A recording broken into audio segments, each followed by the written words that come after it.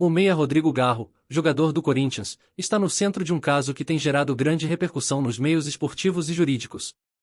O atleta participou, no domingo, dia 5 de janeiro, de uma audiência relacionada ao trágico acidente em que se envolveu na província de La Pampa, na Argentina, no qual resultou na morte de um motociclista. O acidente, que ocorreu na madrugada do dia 4 para o dia 5, repercutiu fortemente, não apenas pela perda da vida, mas também pelo impacto emocional e psicológico causado ao jogador e à sua carreira.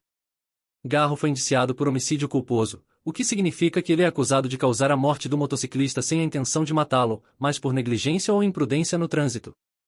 O Código Penal argentino define homicídio culposo como uma morte provocada por atos de imprudência, imperícia ou negligência. No entanto, não houve agravantes no caso, já que a quantidade de álcool no corpo do jogador foi considerada insuficiente para caracterizar embriaguez ao volante. No entanto, nenhuma medida restritiva foi imposta, permitindo que o jogador retornasse ao Brasil.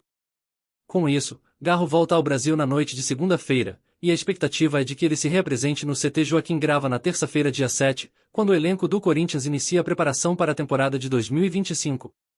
Esse caso, no entanto, levanta várias questões, tanto do ponto de vista jurídico quanto psicológico, que podem afetar não apenas a vida do jogador, mas também a trajetória do clube, que conta com Garro como um dos seus principais atletas.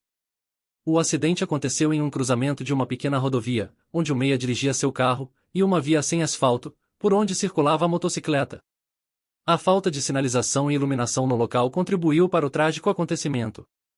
Nicolás, que pilotava a moto, estava com drogas, sem capacete e com o farol desligado, o que agravou ainda mais as condições do acidente.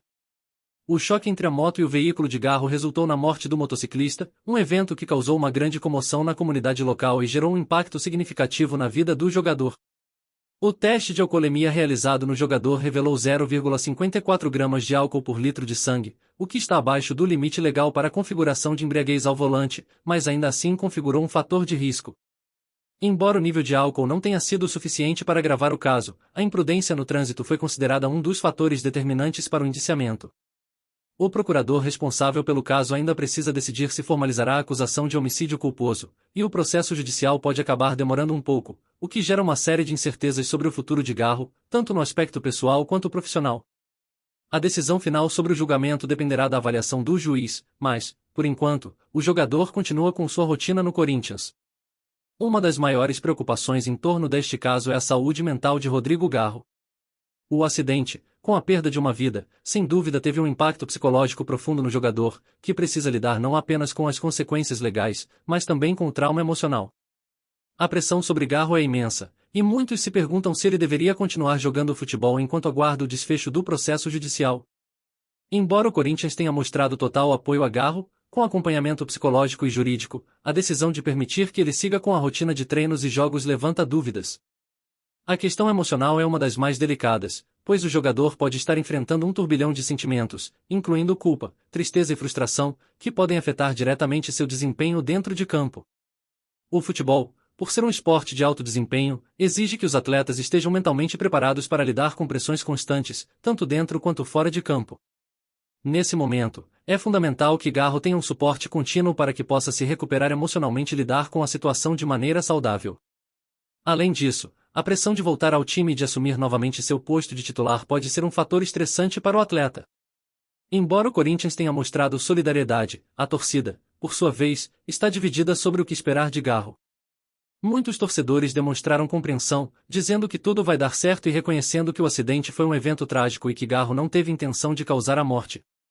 No entanto, outros questionam a responsabilidade do jogador, especialmente se ele for condenado, podendo pegar de 3 a 6 anos de prisão.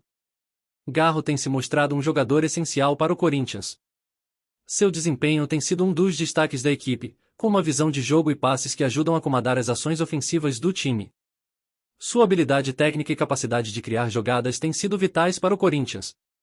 A perda de Garro, seja por questões emocionais ou por uma possível condenação, representaria um grande impacto para o clube.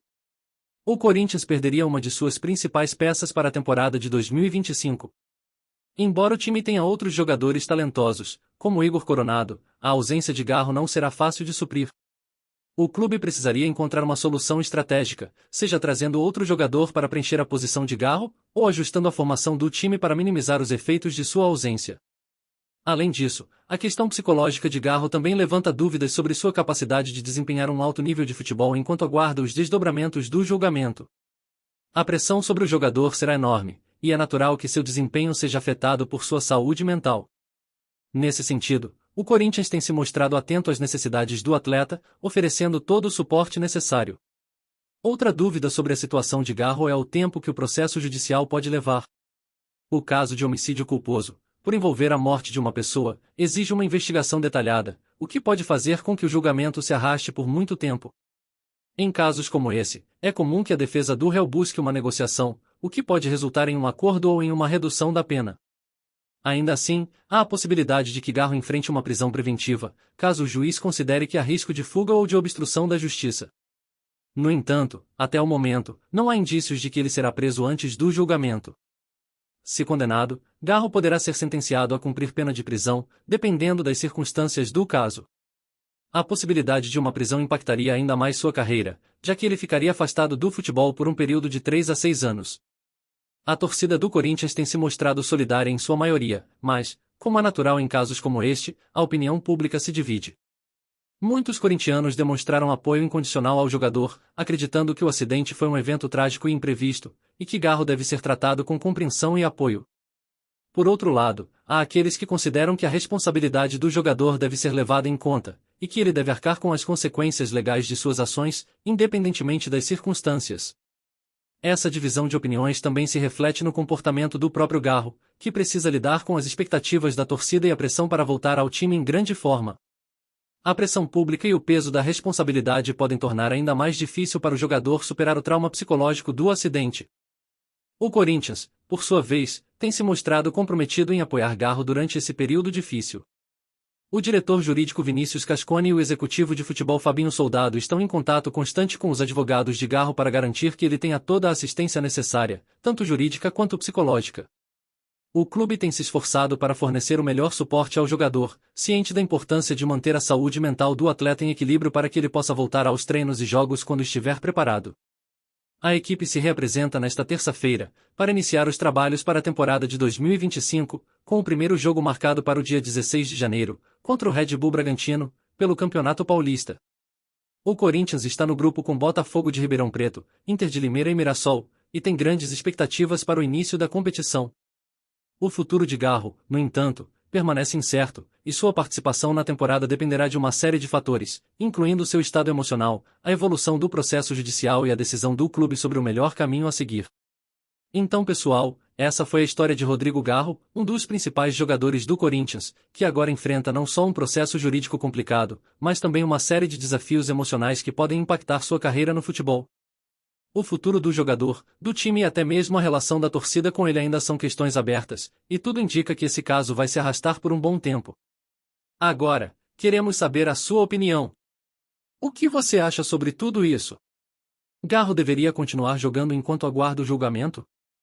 Como o Corinthians deve lidar com a situação? Deixe seu comentário aqui embaixo e vamos conversar sobre isso. Não se esqueça de curtir o vídeo, se inscrever no canal para acompanhar mais sobre o caso Garro, a temporada do Corinthians e outros assuntos do mundo do futebol. Até a próxima!